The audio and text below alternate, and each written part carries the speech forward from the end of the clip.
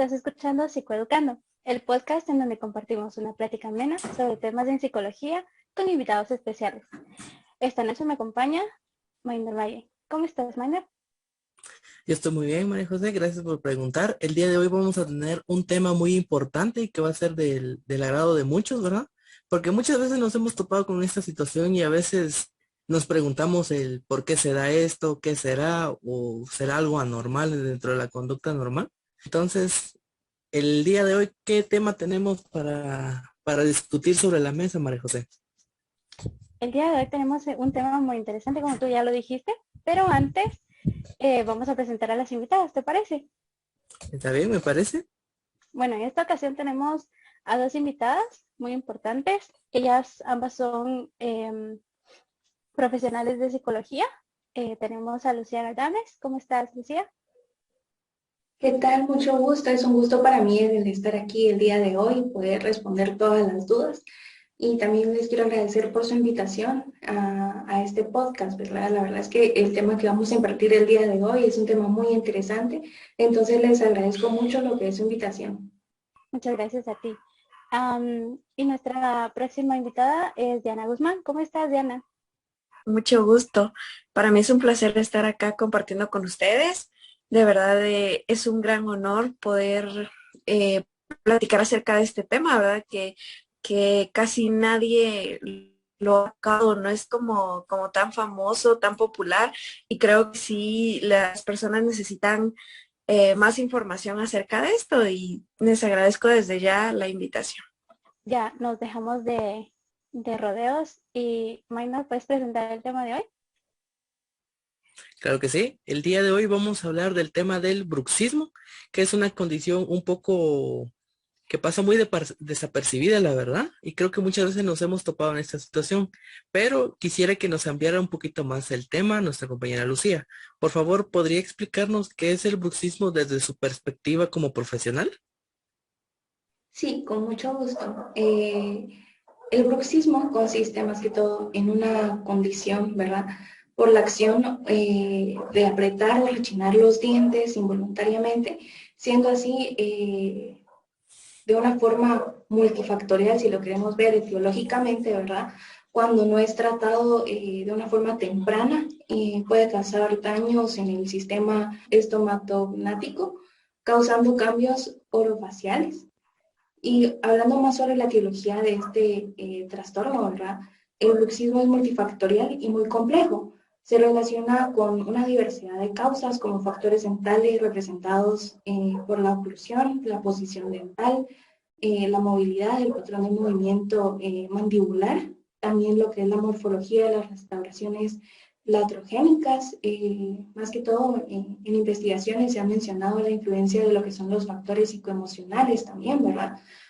Por someter al individuo a la tensión, al estrés, incluso a lo que es el miedo, la rabia y algo que se habla mucho actualmente que es la ansiedad, culminando en la descarga de todo lo que es la agresividad, ¿verdad? En los componentes del sistema estomatognático. Cuando tú te refieres a que es multifactorial, me parece muy interesante que hables sobre eso, porque quiere decir que es un trastorno que nos afecta o que le afecta al niño o al adolescente en este caso, de modo que no solamente, por mucho que sea en la parte bucal, porque comúnmente lo conocemos como apretar o rechinar los dientes, ¿no?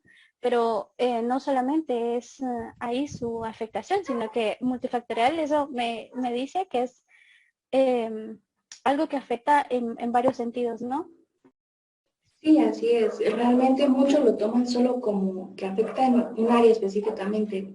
Si lo queremos ver así, solo afecta en el área psicológica, ¿verdad? Porque la mayoría del tiempo los niños o los adolescentes son llevados a la consulta porque solo se ven el problema psicológico, ¿verdad? Pero no se ven que esto conlleva más problemas, ¿verdad? Trae lo que son los problemas emocionales en el área psicológica, trae problemas físicos, ¿verdad? También trae lo que son en todo lo que es el área para los especialistas en odontología, ¿verdad? Ya veo. Ahora, Diana, tú nos podrías explicar un poquito sobre este tema, ¿no? ¿Existe alguna clasificación o varios tipos o es solo que el bruxismo en general? ¿Cómo lo aplicarías tú en tu profesión? Bueno, sí, en realidad el bruxismo está dividido en bruxismo primario o idiopático, que es el bruxismo prácticamente diurno.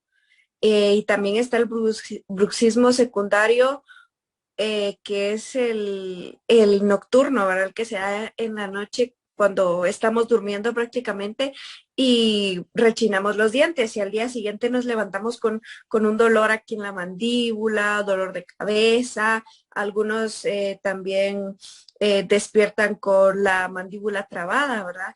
Entonces, el bruxismo tiene estas dos clasificaciones que también tienen que ver con los problemas psicológicos y neurológicos.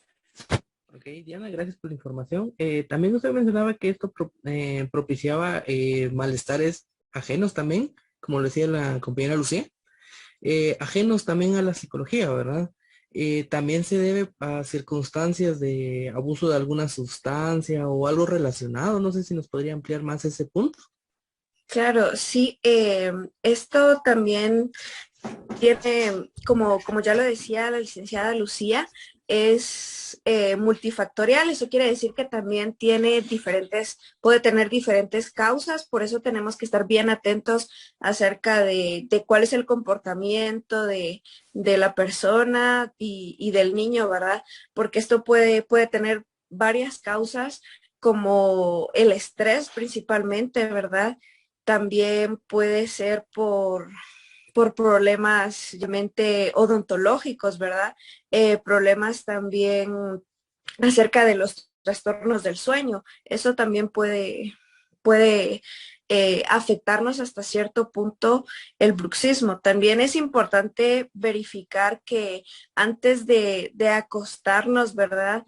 Nosotros tengamos como ciertas normas para poder tener un sueño no sea, no sea como que nos despertamos a cada rato, ¿verdad? Sino que tengamos un descanso que nuestro cuerpo necesita. Por ejemplo, podemos, antes de acostarnos, pues no debemos de tomar agua 1 hora antes de dormir, ¿verdad? Aproximadamente. También lo que se ve mucho ahora es lo del teléfono, ¿verdad? Nosotros estamos casi todo el Ujú. tiempo en el teléfono y lo que se recomienda es que nosotros dejemos al menos una media hora antes el teléfono para poder irnos a acostar y que nuestro sueño sea placentero y sea lo que de verdad nuestro cuerpo necesita. Por eso es que también se produce el bruxismo, ¿verdad? Porque no tenemos un descanso como se debe, sino que nosotros, por ejemplo, como les decía, con tomar mucha agua antes de dormir, ¿verdad? No tenemos ese descanso desde que nos dormimos hasta que nos despertamos, sino que como nos dan ganas de ir al baño, entonces nos levantamos varias veces y eso hace que nosotros no tengamos el descanso necesario, las horas necesarias que deberíamos de descansar. El tipo de personalidad tiene mucho que ver también porque a veces la persona es muy agresiva, ¿verdad? Y entonces nosotros tendemos a reprimir las conductas. Por ejemplo, si estamos enojados o me peleé con una vecina o ese tipo de situaciones, normalmente lo que hacemos es reprimir para no causar problemas, ¿verdad? Para no agarrarnos a golpes. Entonces, nuestro inconsciente durante nuestro sueño como que se revela, ¿verdad? Y empieza todo esto del bruxismo, el rechinar de dientes, como que durante el sueño es donde se libera toda esta agresividad, todo este estrés, toda esta ansiedad que nosotros tenemos. Los medicamentos, ¿verdad? Hay algunos medicamentos que tienen como algunas secuelas, por decirlo así. Entonces, estos medicamentos pues pueden causar bruxismo durante la noche. También los antecedentes familiares, si alguna persona en nuestra familia sufre de esto, es probable que nosotros también lo tengamos. Y también otros trastornos como Parkinson, ¿verdad? Que es normal en los pacientes que padecen Parkinson, que ellos sufran de bruxismo, también las personas que sufren de demencia, también los que sufren de terrores nocturnos o incluso los niños que tienen trastorno de, de hiperactividad, ¿verdad? Estas personas también suelen sufrir de bruxismo, como ya lo decía antes la licenciada Lucía. Si nosotros trabajamos solo por parte de la odontología, pues vamos a tener una mejora, pero en sí esto del bruxismo no se va a ir del todo. En cambio, si tenemos la parte odontológica y la parte psicológica, pues ya se va a notar un cambio más profundo. Ok, gracias por la información. Y sí, vaya dato interesante, ¿verdad? El hecho de que la tecnología se esté sumando a una de las causas del bruxismo que antes no se habían considerado, el cansancio ocular, como lo decía, ¿verdad? Y yo creo que esto ya es un consejo que podemos aplicar a la hora de nuestra rutina diaria, ¿verdad? Que sí es más conveniente a partir de ahora el descansar, ¿cuánto dijo? 30 minutos antes, ¿verdad? ¿O me equivoco? Sí, aproximadamente 30 minutos antes. Sería mejor que fuera una hora, 2 horas antes, pero como sabemos ahora el teléfono más que todo es indispensable por el trabajo, por los estudios y todo esto, ¿verdad? Entonces, lo menos que se solicita es media hora. Está bien, gracias por la información.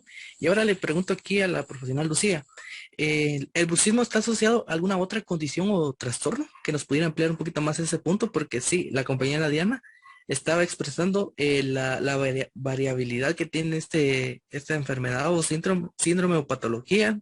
Usted me dirá dónde lo cataloga más. Entonces, le dejo la palabra a compañera Lucía. Sí, de hecho, ¿verdad? Anteriormente la licenciada Diana estuvo hablando más o menos de los trastornos que están relacionados, ¿verdad? Pero mencionándolos clínicamente, ¿verdad? Podemos decir que es mucho más que un solo desgaste, ¿verdad? Que se puede dar tanto en el niño como en el adolescente. Lo podemos observar más que todo en el área de los dientes, como yo lo mencionaba antes, ¿verdad? De hecho, se asocia mucho, hablando ya de forma clínica, se asocia con un dolor orofacial, ¿verdad? Cefaleas, lo que son los trastornos del sueño, como bien lo estaba mencionando, ¿verdad? Las dificultades que ellos pueden tener al momento de dormir y qué tipo de hábitos pueden empezar a tomar incluso desde pequeños, ¿verdad? Para que no les pueda afectar tanto en un futuro y que ellos no desarrollen tantos problemas o trastornos del sueño, ¿verdad? También se encuentran otros tipos de trastornos asociados al bruxismo, ¿verdad? Como lo son los trastornos respiratorios durante el sueño, o como bien los conocemos como el síndrome de apnea o hipoapnea del sueño. Otro que es bastante importante, que se relaciona mucho con este tema, es el trastorno del comportamiento o que está asociado al uso de fármacos, ¿verdad? Porque incluso podemos verle que al momento de que tanto niños como adolescentes empiezan con actitudes hiperactivas, por así decirlo, ¿verdad? Muchos lo que hacen es recetarles medicamentos para mantenerlos controlados, que ellos estén tranquilos en cierto punto, ¿verdad? Y que incluso estos medicamentos los ayuden a controlar lo que es el sueño para que ellos puedan mantener el periodo del sueño que se supone que ellos deben cumplir con ciertas edades, ¿verdad? Entonces, podemos decir que también se asocia mucho con lo que es el estrés, como bien lo estuvimos hablando en un principio, ¿verdad? El estrés, el trastorno de ansiedad, la maloclusión y la apnea del sueño. Esos son especialmente los trastornos que se asocian mucho a lo que es la bruxismo. Qué interesante información. Sí, el bruxismo es algo que muchas veces no nos tomamos en cuenta, ¿verdad? De todas las afecciones relacionadas. ¿Tienes alguna otra duda, compañera María Em, José? Gracias, Maynard. Pues me parece muy interesante este tema porque los otros trastornos que están asociados y todo esto, me surge la duda de cuáles son los factores o favorecen el bruxismo como tal. Diana, ¿nos podría responder un poquito de eso? Claro, con gusto. Anteriormente se mencionaba esto y creo que es bien importante que tomemos en cuenta los distintos factores que propician o que hacen que el bruxismo eh, sea en mayor intensidad, ¿verdad? Principalmente es el estrés estrés y la ansiedad que viven los niños y los adolescentes en su entorno social, familiar. Esto podría ser también el bullying que ellos podrían sufrir en la escuela, ¿verdad? Esto también puede ser como la violencia intrafamiliar y todos estos problemas que pueden afectar al niño en su entorno. También algo muy importante en tomar en cuenta es la edad. Los niños todavía están en una etapa donde ellos están desarrollando su mano. Por ello es que en la edad de los niños el bruxismo es normal, pero llega hasta una cierta edad donde desaparece, ¿verdad? Más o menos llegando a la adolescencia. Y también los deseos familiares. Si alguna persona en su familia pues lo padeció, es más común que también el niño lo padezca, ¿verdad? El tipo de personalidad del niño o del adolescente también es en tomar en cuenta si los niños son agresivos, impulsivos, etcétera. Entonces, normalmente estas conductas afectan en el bruxismo idiopático y también en el bruxismo secundario, ¿verdad? También algunos medicamentos, como ya lo comentaba la licenciada Lucía, que, que algunos medicamentos que les damos a nuestros hijos también son un factor importante a tomar en cuenta. Gracias por la información. Lastimosamente, como saben, cuando uno aprende algo nuevo, el tiempo no alcanza, ¿verdad? Entonces ya vamos llegando casi al final de nuestro primer y esperamos que no el último de nuestros podcasts, ¿verdad? Ya para ir concluyendo, compañera Lucía, tal vez usted nos podría explicar si el bruxismo tiene algún tipo de tratamiento que reduzca su impacto o algo más que debamos saber nosotros a la hora de tener un caso de bruxismo en nuestra casa, ¿verdad? Como padres de familia, recomendaciones para sus hijos, ¿verdad? Ok, justo les voy a explicar un poco más de esto, pero también creo que hay algo bastante importante que tenemos que mencionar al respecto del bruxismo, ¿verdad? Que es más que todo las complicaciones que pueden causar si en algún momento no se controla a tiempo, ¿verdad? Porque también es importante que sepamos esto.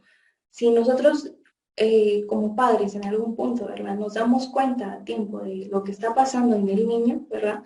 Pues no va a haber una gran complicación. Si en este caso no se dan cuenta a tiempo en los niños y los adolescentes tampoco se dan cuenta a tiempo, ¿verdad? Pueden tener grandes complicaciones y con respecto a eso, pues ya podemos ver un tratamiento, ¿verdad? Entonces, si nosotros vemos las complicaciones graves que pueden existir, ¿verdad? Podemos ver que con un bruxismo intenso se pueden provocar daños en lo que es la dentadura, ¿verdad? Y podemos ver que entre las complicaciones que se pueden dar están lo que son los dolores de cabeza relacionados a lo que es la tensión, ¿verdad? Dolores de cuello o dolores faciales que sean de forma intensa y trastornos que van apareciendo en las articulaciones temporomanipulares que se encuentran justo delante de nuestros oídos y que pueden sonar como un chasquido, por así decirlo, cuando se abre o se cierra la boca, ¿verdad? Y ahora, si ya queremos hablar un poquito más sobre de cómo se puede tratar el bruxismo, ¿verdad? Tenemos bastantes métodos que son confiables para diagnosticarlos en el área infantil, ¿verdad? Pero más que todo de esto depende lo que son la información que nos brinden los padres o los tutores del paciente que vamos a estar atendiendo. No sé si la licenciada Diana me quiere colaborar con alguno de estos tratamientos, ¿verdad? Que haya aplicado en estos casos. Claro, como ya lo mencionaba antes, la licenciada Lucía, es bien importante también tener la información que nos brindan los padres. Es fundamental, ¿verdad? Porque a veces, normalmente, ¿verdad? En el bruxismo no nos damos cuenta de que esto nos está sucediendo, como cuando es la es nocturno, ¿verdad? Porque nosotros de adultos pues tampoco nos damos cuenta. Por eso es que los padres de familia o tutores tienen que estar pendientes de sus hijos o de los niños que están a su cargo para identificar los síntomas. Uno de los tratamientos también que es necesario y que yo he utilizado es técnicas de relajamiento, ¿verdad? Principalmente es muy importante propiciar en los niños y en los adolescentes hábitos antes de irse a dormir. Esto no logra funcionar, podemos hacer meditación antes de dormir, darles un baño calientito antes de dormir, ¿verdad? Eh, Preguntarle al niño cómo se siente, qué es lo que le genera estrés, si tiene problemas en la escuela o ese tipo de situaciones, ¿verdad? Esto también nos puede ayudar bastante y sobre todo propiciar que el ambiente en donde se desenvuelva el niño esté adecuado, ¿verdad? No tenga él como cargas extras, por ejemplo, en su entorno familiar. Los niños se estresan, por ejemplo, cuando escuchan las peleas de sus padres, o a veces incluso no nos damos cuenta hasta cuando se van cayendo los pedacitos de dientes, ¿verdad? Y uno dice, ¿por qué? ¿Qué pasa esto? Estás comiendo mucho dulce, le dicen a los niños, ¿verdad? Y a veces no se dan cuenta que en realidad es el bruxismo lo que les está dando. Por eso, como les comentaba, ¿verdad? Lo más importante es que propiciemos ese ambiente tranquilo y las normas o hábitos antes de irse a dormir. También estaba comentando la licenciada Diana, ¿verdad? Es de que esto más que todo, esos tipos de tratamientos los usamos cuando vemos que la gravedad no es, o sea, no hay un nivel alto de gravedad, ¿verdad? Porque cuando nosotros observamos de que ya empiezan, como lo estaba mencionando, de que se encuentran los pedacitos de dientes, ¿verdad? Donde ellos estuvieron, por ejemplo, al momento de dormir, entonces nosotros podemos ver de que el nivel de gravedad empieza a aumentar. Entonces lo que podemos hacer es aplicar estrategias distintas, ¿verdad? En algún punto, como mencionábamos, de que era multifactorial, ¿verdad? También no vamos a trabajar nosotros únicamente viendo el área de psicología, ¿verdad? Sino que también podemos abocarnos a otro tipo de profesionales como lo son los cirujanos, dentistas, ¿verdad? O los odontólogos, específicamente en el área de psicología, ¿verdad? Nos enfocamos en lo que es la orientación familiar y individualmente, ya sea del niño o del adolescente, para trabajar en cierto punto lo que es la ansiedad, y vuelvo y lo repito, ¿verdad? Lo que es la ansiedad y el estrés, y más que todo el manejo de la conducta, pero más que todo el manejo de la conducta se da en los niños, ¿verdad? En resumen, la parte en la que la familia, principalmente los padres de familia, son como que las principales figuras para poder identificar estos problemas y que se puedan solucionar a tiempo, es principalmente de los padres, ¿no? La verdad es que es un tema muy interesante. Creo que esto nos da para una charla muchísimo más larga. Espero que a todos los que nos estén escuchando hayan aprendido bastante sobre este tema, pero lastimosamente pues no tenemos para más. Pero espero que esta sea la primera de muchas ocasiones en las que nosotras podemos contar con ustedes en este programa. Les agradecemos mucho su presencia, su información y haber tenido una plática amena con nosotros. Espero que tengan un feliz día, Minor. Muchas gracias. Nuevamente recalcando el agradecimiento aquí a las compañeras profesionales por compartirnos un poco de la información, ¿verdad? De esta situación.